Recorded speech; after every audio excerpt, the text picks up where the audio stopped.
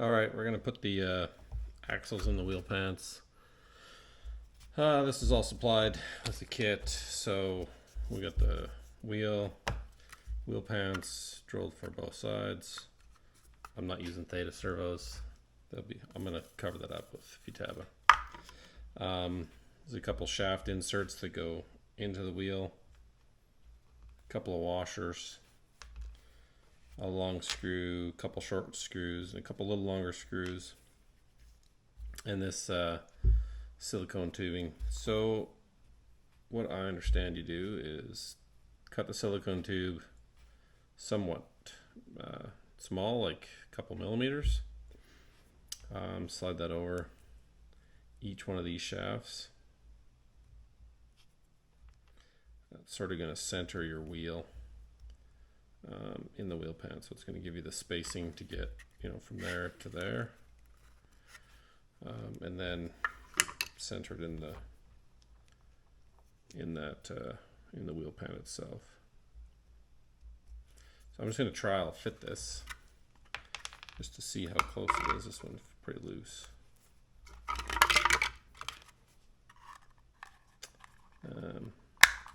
Because I don't think you really want it. Yeah, it's pretty good. I think you just want it just tight enough in there where it's more or less centered in the wheel pant. I don't know if that's easy to see. And then not that this is gonna squish your wheel pant. So when you bolt these down, it's not gonna super distort your wheel pant. I don't think you want your wheel pant looking like that. So throw a bit of Loctite. I'm gonna use blue. I suppose you can use red if you really want to challenge later, but I'm gonna use blue just in case I ever need to get this thing apart. My experience is that when you need it to come apart, it'll be at the worst possible time. So you kind of want it somewhat easy to come apart. You don't want it so difficult that it causes you a nightmare if you're doing it out on the field somewhere. My only reservation against using this sort of setup is that you really, you kind of need this stuff. You need these specific wheels. You need all these specific parts. So I do prefer when I do things to kind of use more off the shelf that I can have spares, because right now, if one of these wheels break, I don't have a spare. I don't have a spare these little shafts.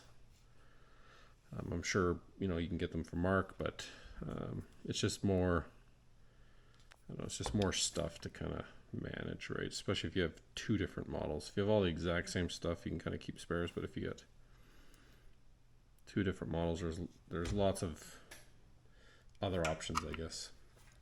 So anyways, once you get a bit of Loctite, I just put it on the inside of that. Slip this back in here, and then we're gonna get that lined up. We're gonna take our long screw, and we're gonna take our strut, and we're gonna go through that like that. And then I'm gonna take this and get this going here. A little tricky to kind of start this, but once you get it going, it should be fine.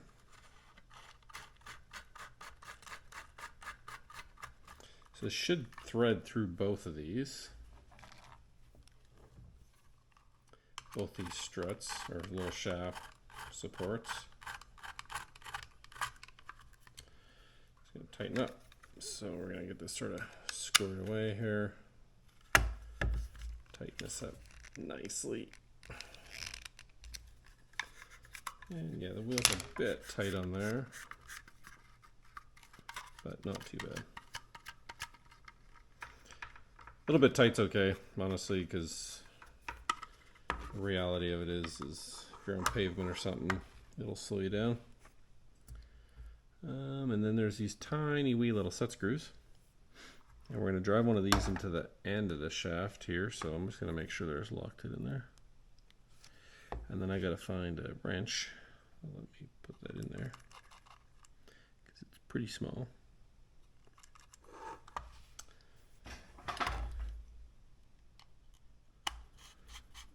There we go. Break out the trusty Falcon 1.5. The driver that literally fits just about anything.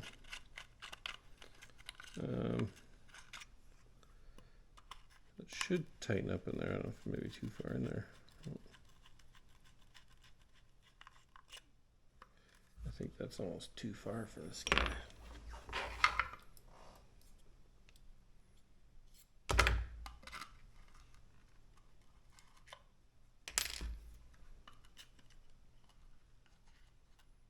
There we go. I'll use the other end. Maybe my ball end of this one's worn out. There's that one, and then yeah, one of these short guys, and another washer for the outside of the. These are all metric 3s, 2.5mm ball drivers. Yeah, there you go. So pretty solid. The wheels are very stiff. I'm sure they'll loosen up a bit over time. Again, maybe if you're flying off a pavement, that's good. You know, a little bit of distortion maybe, but it's all good. So pretty tight. This does move a bit. I suppose if this is a problem, you could always put a bit of CA on these wheel pants. I found that does work sometimes, but yeah, a few landings and whatnot, this will even out. It's pretty quiet. Doesn't seem like it rattles. It's not loose or anything. So. All right, so I got both these done.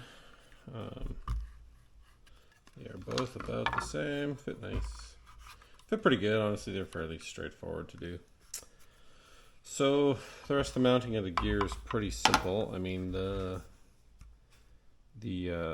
holes through it here already have like a, I don't know, like a sort of a T-nut, but not exactly a T-nut. I forget what these are called. But yeah, they're already in the gear itself.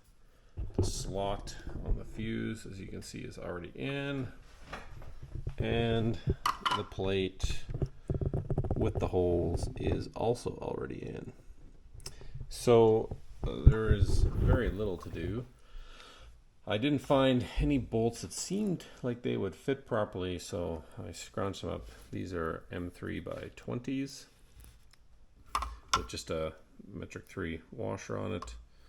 I didn't have any of the cool anodized washers, so I'm going to go ahead and use these to put them in. I'm going to put a bit of Loctite in each of these holes before I start that, and then basically just tighten them down.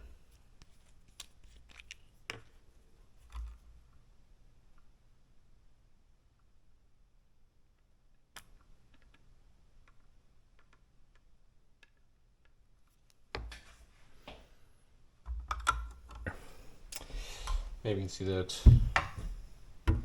Anyways, they're going to come in from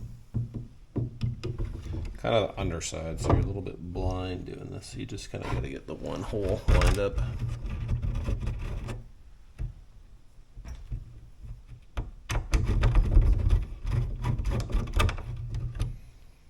Then you can let go of the gear.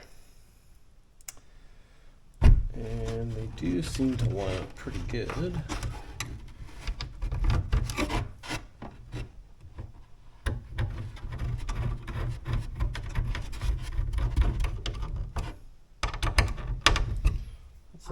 Locked it on the other one.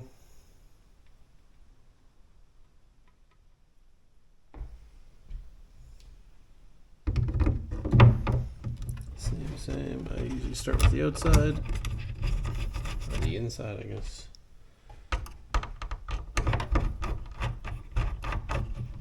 Get that snug.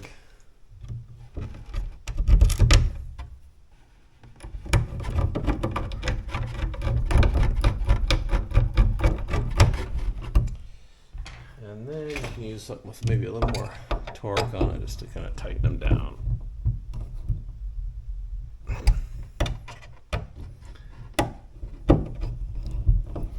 They need to be excessively tight because you don't really want to crush through your plywood plate. I mean, I do find a lot of these manufacturers, the plywood isn't like a true like 7-ply plywood, so it's a little bit less resistant to crushing. Yeah, and there's your gear. So there's the gear all mounted up. Pretty tidy. Need to fix that. Yeah, so we'll just jump on to the tail wheel and get that installed. Alright, so here's the tail wheel that it comes with. Pretty standard style. So this is just the pin that's going to go into the fuse. There's a bit of a like E-clip or whatever on the end to retain that. You know, there's your tiller arm here and a little nylon piece that just is going to glue into the rudder with a hole drilled in it. So pretty straightforward. There was one extra set screw in the bag of parts, which you know, that's going to go in the back here, and it's just going to lock that in place. So I'm going to go ahead and put that in there right now. Put a little bit of Loctite on that too.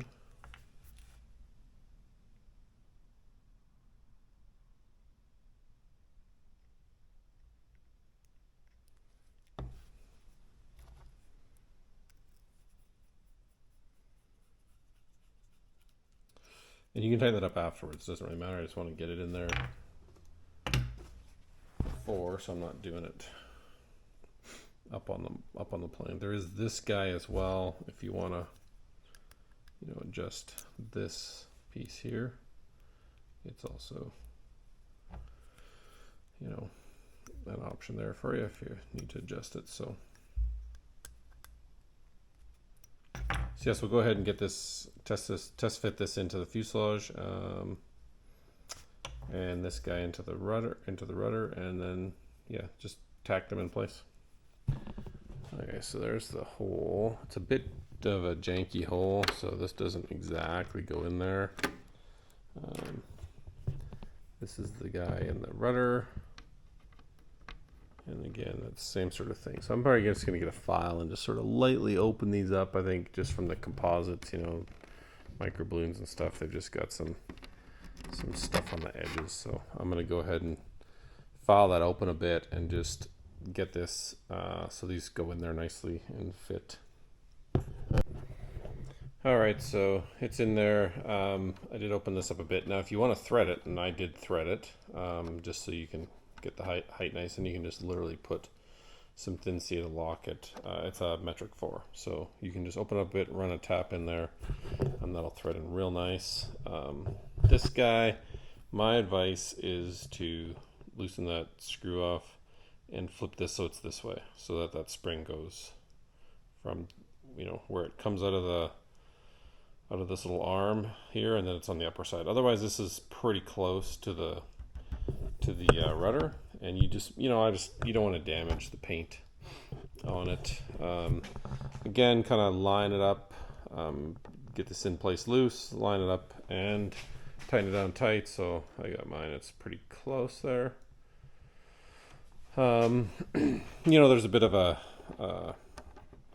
relief in here, so, you know, hopefully that won't you know, swivel too much on you. If it does, you may have to you may want a flat spot. I guess that you could do this, take it all apart, take that little E-clip off and flat spot this. This I haven't glued in yet, but you can just glue it in with some bit of epoxy and push that in place. You can, you know, pull this out while this arm is in there, so you can pull it out and just kind of, you can just sort of get it going and drop it down in there. So a little bit of epoxy on that, drop it down in there, and that'll be in there permanently, and that's your tail wheel mounted.